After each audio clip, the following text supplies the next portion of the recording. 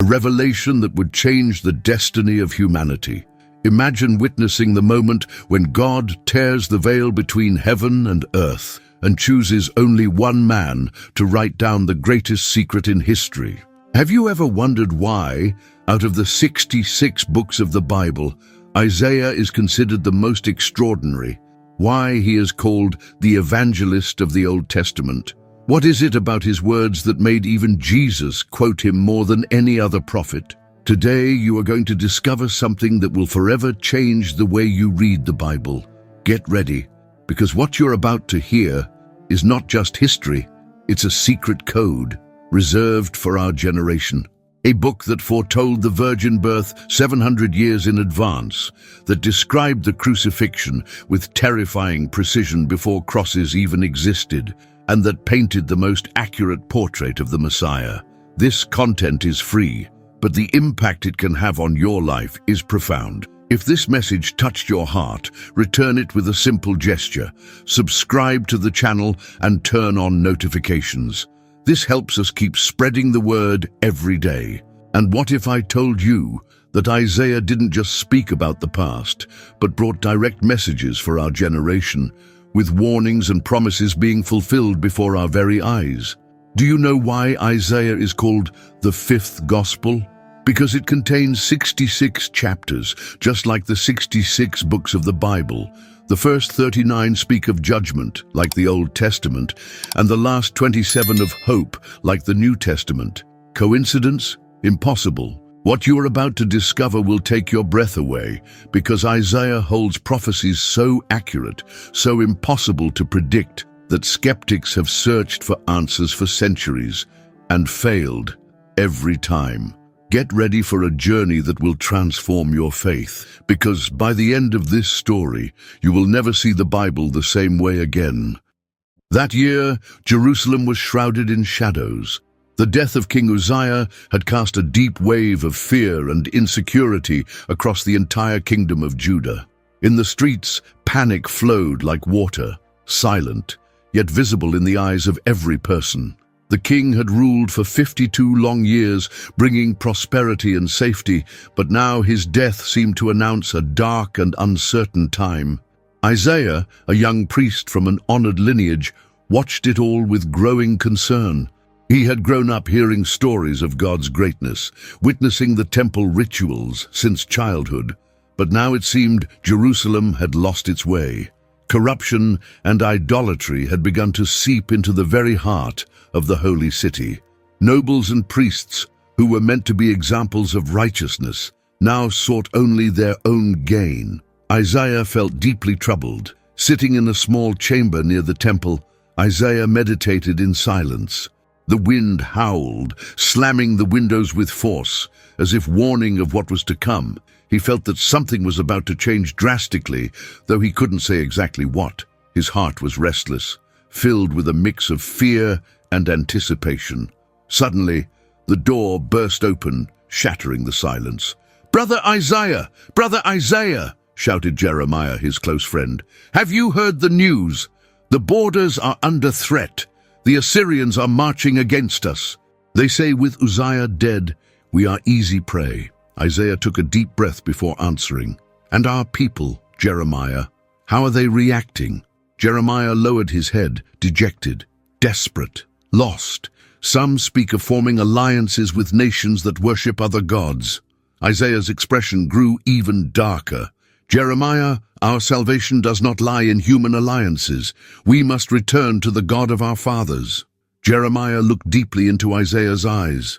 "But who will listen in times like these? Who will hear your words?" Isaiah remained silent for a moment, gazing at the horizon where dark clouds began to gather. "Perhaps no one will hear me now, but someone must speak. Someone must remind our people who the true king is." Jeremiah nodded, moved by his friend's unwavering conviction. Later, walking toward the temple, Isaiah saw men arguing anxiously in the streets, and women weeping for their sons, who might soon be called to war. An elderly priest approached with a disheartened look. "Young Isaiah, do you truly believe God still hears us? Look around you. God has abandoned us." Isaiah replied calmly but firmly, God would never abandon us. We are the ones who have turned away from him." The old man shook his head in disbelief and slowly walked away. Upon entering the temple, a heavy silence hung in the air, almost tangible. Isaiah approached the altar, knelt slowly, and began to pray. "God of our fathers, we are lost. Our nation is drifting from your law. Our hope is fading. Where else can we look but to you?" As he prayed, Isaiah felt a strong wind sweep through the temple, gently shaking the sacred veil. An indescribable presence began to fill the space, intense and overwhelming. A radiant light emerged from behind the veil, piercing through him with a brilliance too great to endure. Isaiah's eyes filled with tears, his body trembled uncontrollably. "Lord," he cried with a trembling voice, "what am I seeing?" A voice resounded deep and majestic. "Holy, holy, holy is the Lord of hosts. The whole earth is full of his glory." Isaiah fell to the ground, unable to withstand the force of the vision. Feeling completely unclean and unworthy, he cried out in despair, "I am ruined, for I am a man of unclean lips, and I live among a people of unclean lips.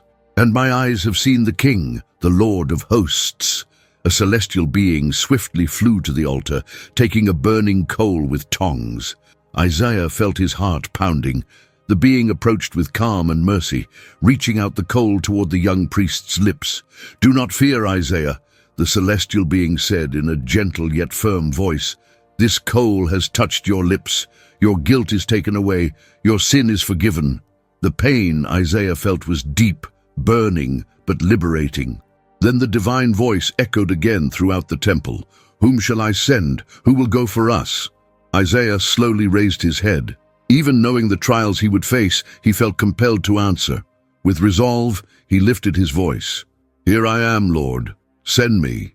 Yet little did he know that what he saw in that temple would haunt him for the rest of his life. Isaiah remained kneeling on the cold temple floor, his heart racing, his mind in absolute turmoil. His lips still burned from the touch of the heavenly coal, but now a new reality unfolded before his eyes, one far beyond any human understanding. Everything around him seemed to vibrate. The ground, the walls, even the air itself pulsed with an indescribable force. A light so intense appeared before him that Isaiah had to cover his eyes with his hands, unable to bear the blinding brightness. Through the gaps between his trembling fingers, he began to perceive extraordinary details. Before him stood a majestic throne, high and exalted, radiating a pure and penetrating light. Seated on the throne was the Lord, a vast, immeasurable figure whose face could not be beheld, so great was his glory. Around the throne, celestial beings with 6 wings flew continuously. Isaiah watched, both fascinated and terrified, as 2 wings covered their faces, 2 their feet, and with the other 2 they hovered in the air. A deep and powerful melody echoed throughout the temple, repeating without ceasing, "Holy, holy, holy is the Lord of hosts. The whole earth is full of his glory." The voice of these beings resonated deep within the prophet's soul, causing every fiber of his body to tremble. The entire temple seemed to quake under the intensity of that divine proclamation, while smoke began to fill the space, partially clouding his vision. Overwhelmed by fear, Isaiah began to murmur to himself, "How can I be here? This is too much for any man to bear." With every repetition of the celestial chant, his heart sank deeper into the painful awareness of his own impurity. It wasn't just fear. It was an overwhelming sense of shame in the face of divine perfection. He bowed his head, a tear slowly tracing down his cheek and falling onto the temple floor. "I am ruined," he whispered, trembling under the weight of that terrifying revelation. "I am unworthy of this. I do not deserve to witness such glory.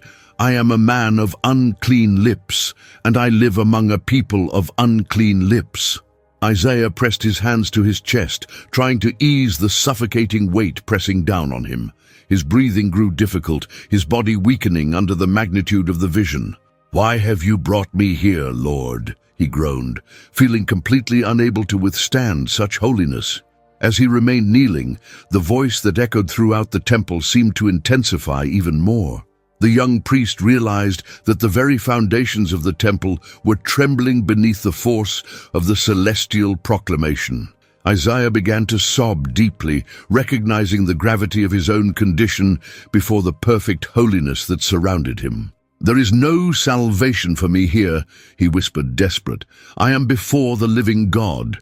No mortal can survive his presence." Suddenly, a shadow fell over Isaiah, interrupting his despairing thoughts. He slowly lifted his head and saw one of the seraphim swiftly approaching. His heart pounded and fear overtook him, convinced that this moment would be his end.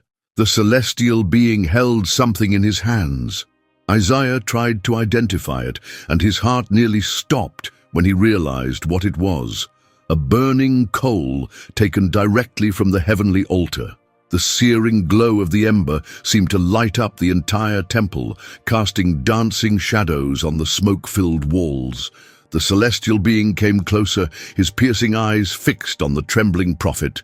"No, Lord, I cannot bear this," Isaiah pleaded, trying in vain to retreat. The being landed gently before him, holding the glowing coal firmly in one hand. His eyes radiated calm and assurance. "Isaiah," said the celestial being with a deep and comforting voice, "this coal will touch your lips to purify you. Do not be afraid."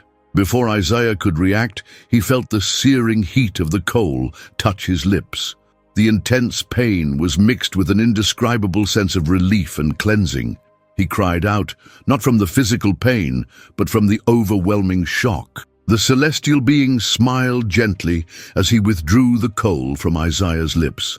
"Your guilt has been removed. Your sin is forgiven."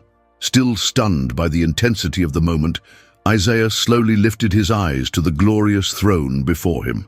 He felt incredibly light, as if a crushing burden had been completely lifted from his heart. Then a powerful and profound voice resounded once again, this time with a clarity that could not be ignored. "Whom shall I send, and who will go for us?" The divine voice seemed to penetrate Isaiah's very bones, filling him with supernatural conviction. Without thinking of any future consequences, Isaiah responded immediately, his voice firm and resolute. "Here am I, Lord, send me." But even as he spoke those words, a chill ran down his spine. Something inside him whispered clearly that his life would never be the same. He had no idea of the pain, rejection, and trials that still awaited him. The intense light slowly began to fade, and Isaiah realized that the vision was coming to an end. But before he could breathe a sigh of relief, a sudden wave of deep anguish washed over him. Something was still hidden, something he would have to carry for a long time. Just when he thought the experience was over, a new and terrifying image began to form slowly before his eyes.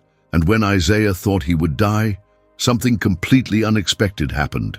The heat still burned on Isaiah's lips. Even after the celestial being had withdrawn with the burning coal, the sensation of fire remained, pulsing intensely. It was a pain mixed with a strange sense of relief, as if, with every passing second, something impure was being torn from within him. Isaiah remained kneeling, eyes closed, breathing heavily. His body trembled. His hands, resting on the cold temple floor, could barely support his weight. It was as if he stood between life and death, between the human and the divine. A soft yet firm voice broke the silence. "Rise, Isaiah." He opened his eyes with effort. Before him, still hovering in the air, was the seraph who had touched his lips. The light surrounding him was less blinding now, but the glory of the place remained undeniable. "Your guilt has been removed," the celestial being repeated. "Your sin has been forgiven." Isaiah, his voice hoarse, asked, "Why? Why me? I am nothing more than a fragile man, a sinner." The seraph only smiled, as if the answer were too obvious to be spoken. Then the atmosphere began to vibrate once more. A voice, more powerful, more majestic than any Isaiah had ever heard, echoed through the walls of the temple. "Whom shall I send, and who will go for us?"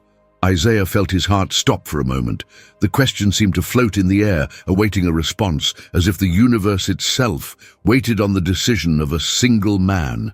He looked around, as if searching for someone else who might take on such a responsibility. But the temple was empty, save for the celestial beings and the overwhelming presence of God. I am here!" His voice came out weak at first, but then gained strength, as if a new vigor was rising from within. "Here am I! Send me!" The words left his lips before he could even reflect on the consequences.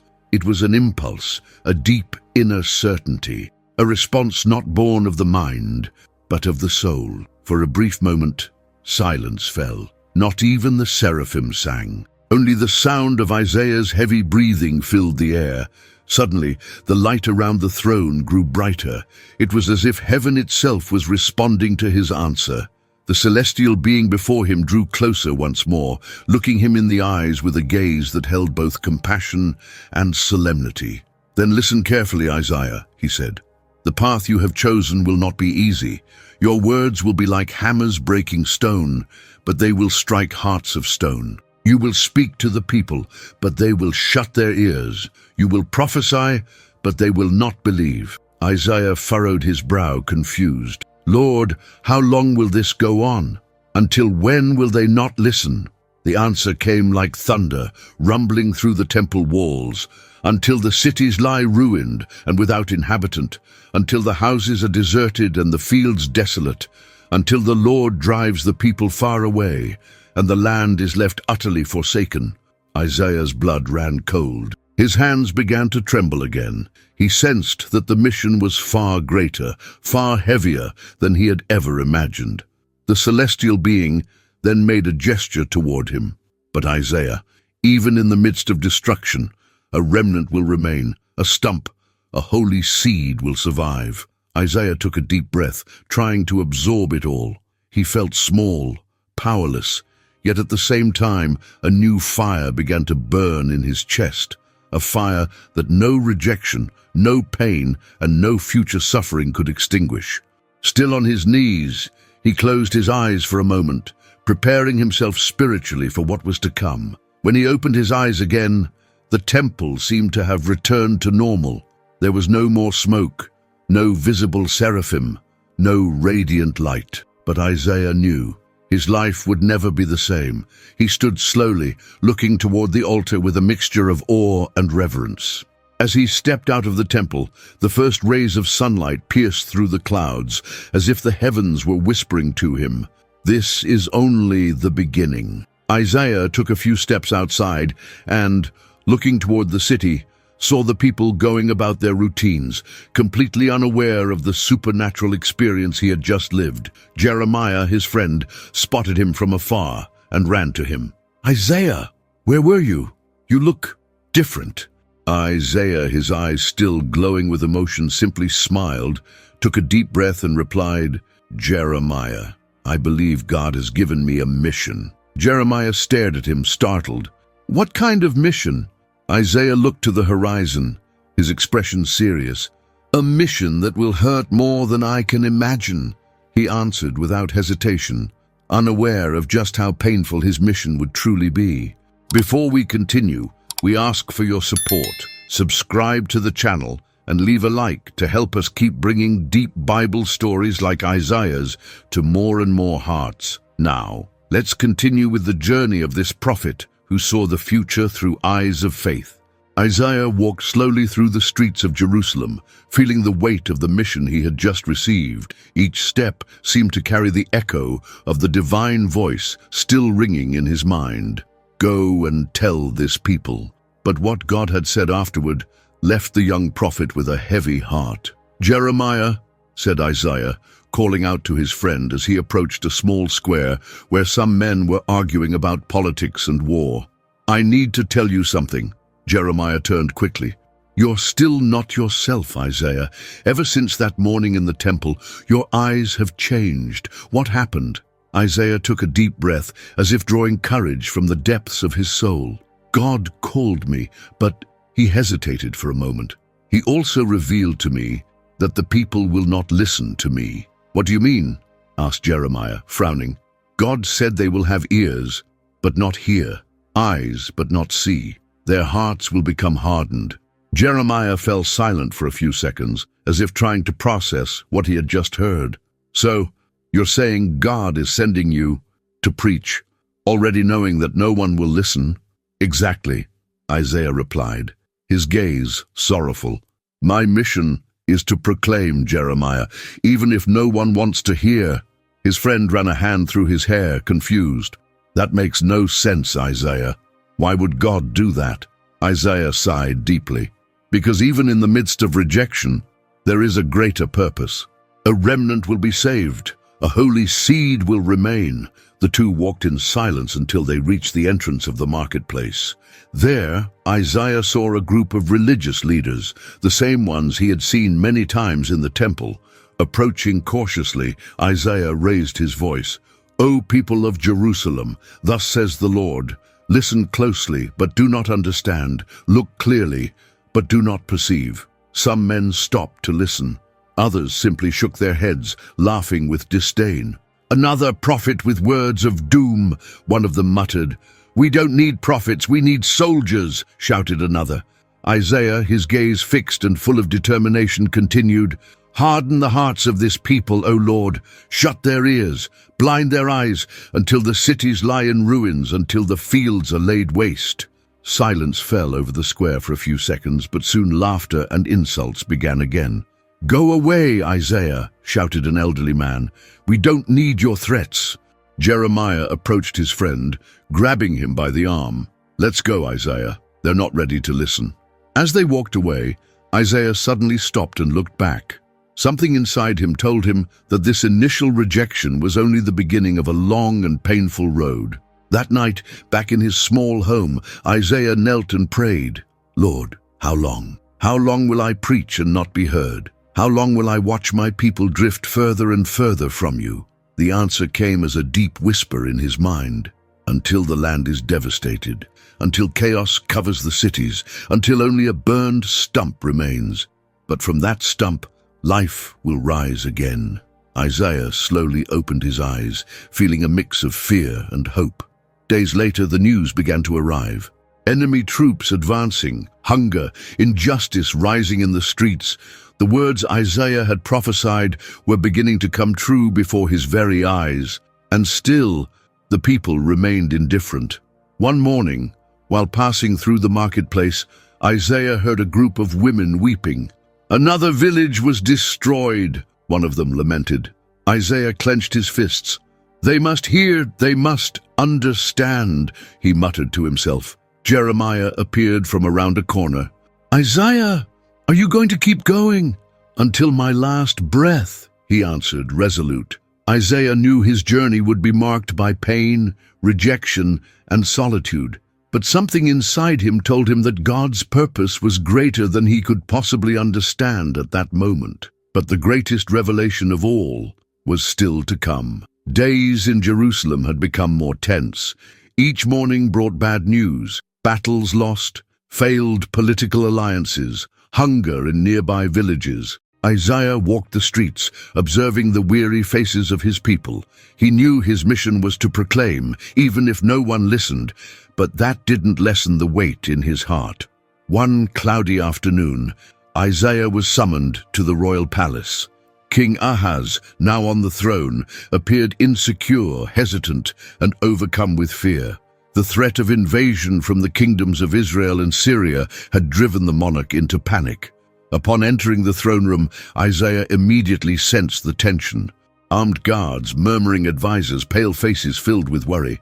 Isaiah! The king called out in desperation. What does your God say about all of this? We're surrounded by enemies. My heart is consumed by fear. Isaiah took a deep breath. He closed his eyes for a brief moment, drawing strength. Then he stepped closer to the king. Hear me, O house of David. Do not fear the two smoldering stubs of firewood. Those kings of Syria and Israel, he began with a firm voice. King Ahaz looked at him anxious. But how can I not be afraid?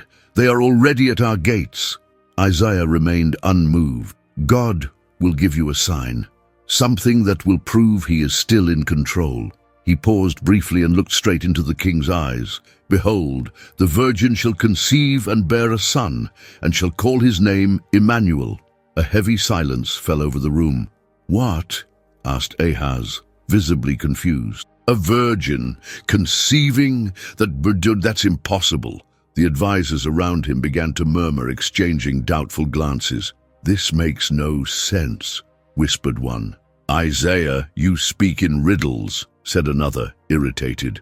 Jeremiah, who had accompanied Isaiah to the palace, stepped closer and whispered, "Isaiah, are you sure of what you heard?" Isaiah nodded firmly.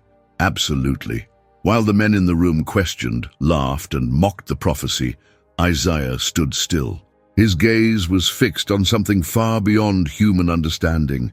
"Emmanuel," he repeated softly, almost like a prayer.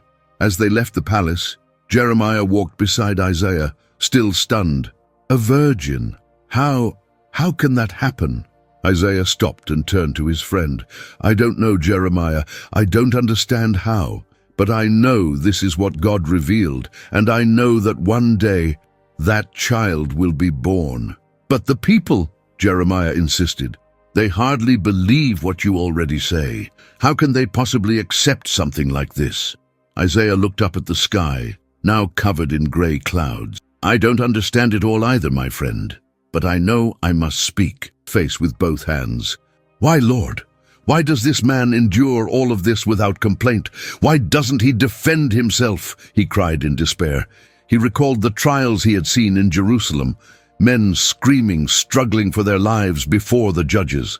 But the servant, he remained silent. How can someone be condemned unjustly and still accept it? The questions pounded in the prophet's mind.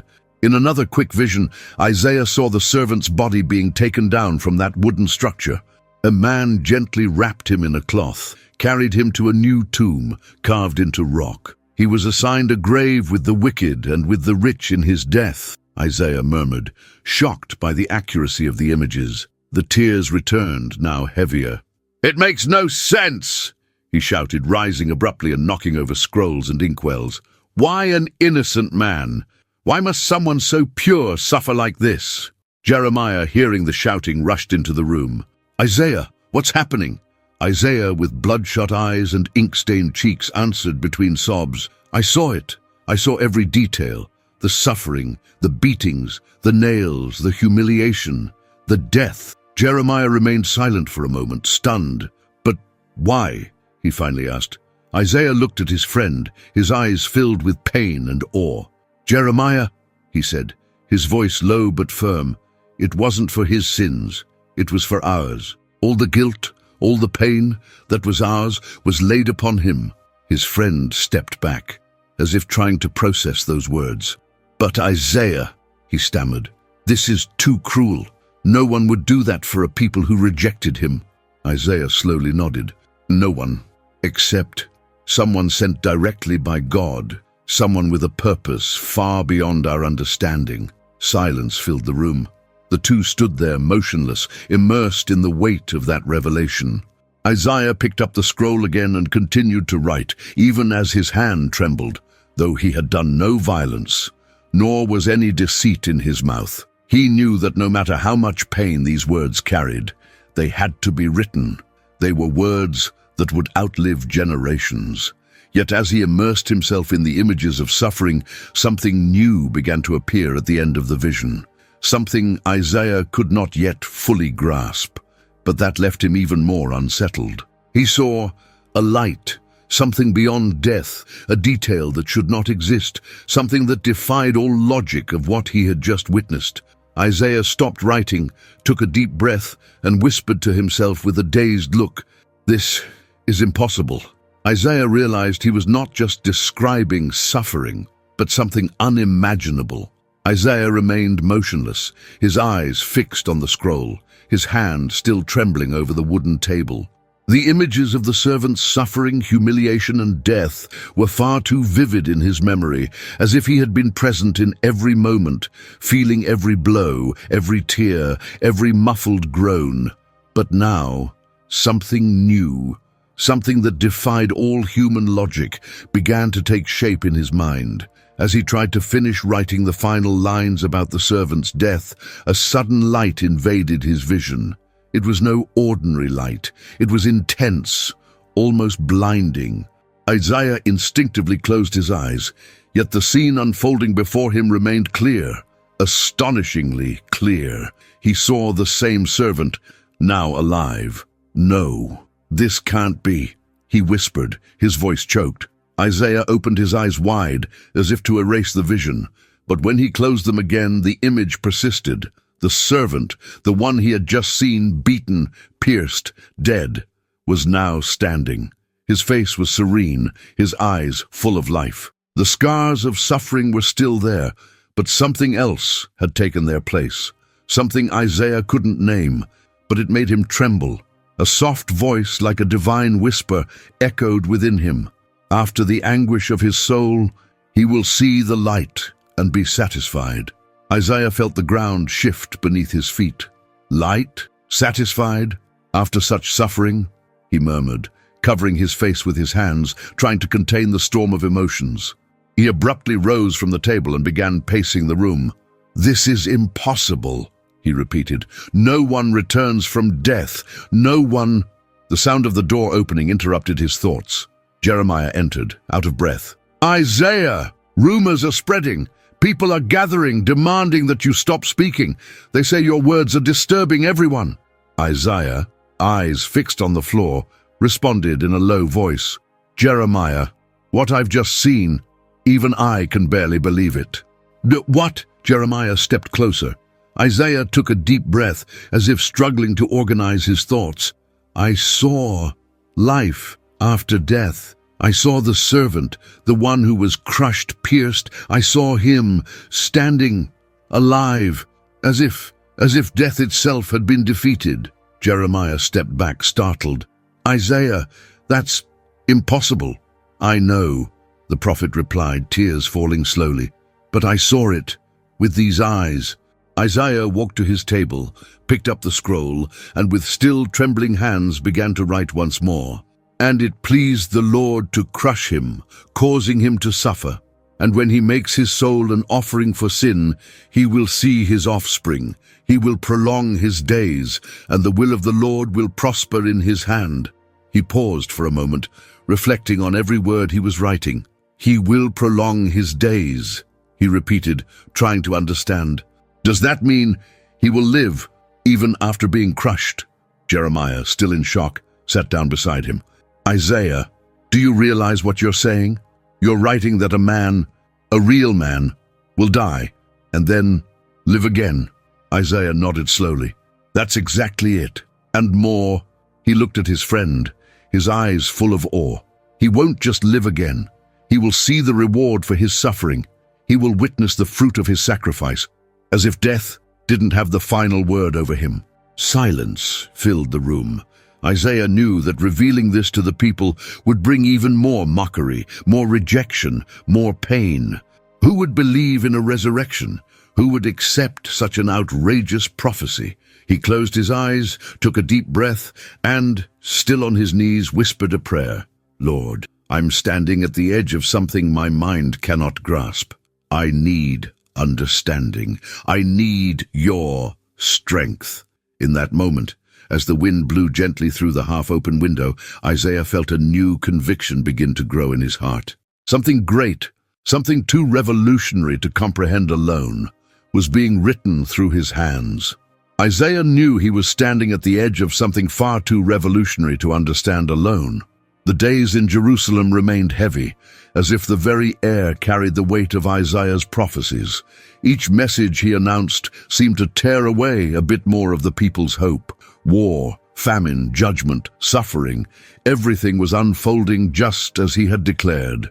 Yet that morning, upon waking, Isaiah felt something different in his spirit. Sitting at the edge of his bed, he closed his eyes and prayed silently. "Lord, after all I have seen, after all I have heard, is there any hope?" And in that moment, a new vision began to take shape. Isaiah saw fields blooming where there had only been dry land. He saw children playing in the streets without fear. He saw men and women joyfully rebuilding the walls of Jerusalem. Laughter and songs echoed through the city.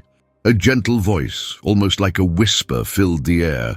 The Spirit of the Sovereign Lord is upon me, because the Lord has anointed me to bring good news to the brokenhearted. He has sent me to bind up the brokenhearted, to proclaim liberty to the captives and release from darkness for the prisoners, to proclaim the year of the Lord's favor and the day of vengeance of our God, to comfort all who mourn. Isaiah opened his eyes suddenly, his heart pounding. "Hope," he whispered. Without wasting time, he rushed out of his house. He walked through the streets, crossed the city squares, until he reached the temple. There, with a firm and emotional voice, he began to proclaim, "O Jerusalem, O people of Judah, listen, a time of restoration is coming. It won't always be ashes and mourning. There will be comfort for those who weep. There will be freedom for the oppressed." The people, used to Isaiah's harsh messages, looked on in astonishment. Some drew closer, curious. "Isaiah," asked an elderly woman, "are you saying that after everything there is still hope?" Isaiah smiled, his eyes filled with tears. "Yes," he replied with conviction, "after the darkest night the sun rises again. God has not forgotten us." Jeremiah, always by his side, placed a hand on his friend's shoulder. "This is the message you've been waiting for, isn't it?" Isaiah nodded. "God showed me judgment, showed me suffering, but now he shows me redemption, a new beginning, a new chance for all of us." The following days were different. Isaiah was still rejected by some, but for the first time he saw attentive eyes, open hearts, people willing to hear about a better future. He began to record this new vision with special care, to bestow on those who mourn in Zion a crown instead of ashes, the oil of joy instead of mourning, a garment of praise instead of a spirit of despair. They will be called oaks of righteousness, a planting of the Lord for the display of his splendor. As he wrote, tears ran down his face, but this time they were not of pain, they were of hope. Jeremiah watched him from a distance and said to another friend, "I've never seen Isaiah so determined, so full of life." Yet even with all this renewed energy, something still unsettled the prophet's heart. There was a detail, a piece of the puzzle that remained hidden.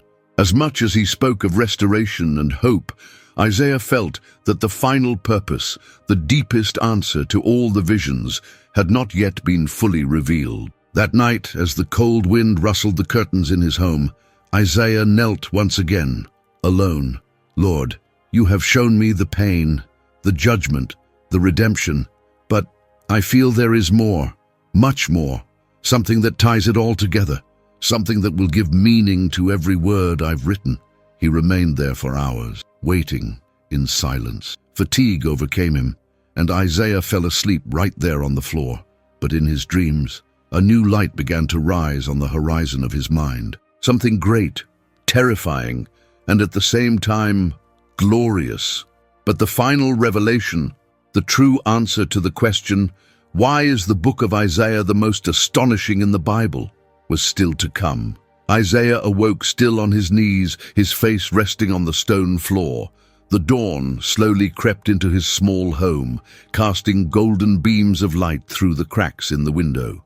His body ached, his knees were bruised, but there was a different kind of peace, and at the same time, a tension in the air he had never felt before. He stood up slowly, washed his face, took a deep breath, and with trembling hands, picked up a new scroll. Something in his spirit compelled him. The words came with overwhelming urgency. Isaiah closed his eyes. The visions returned, but this time, everything seemed to make sense. He saw the servant, saw the unlikely birth from a virgin. He saw the child grow, full of wisdom, bringing comfort to the afflicted, healing to the sick, freedom to the oppressed.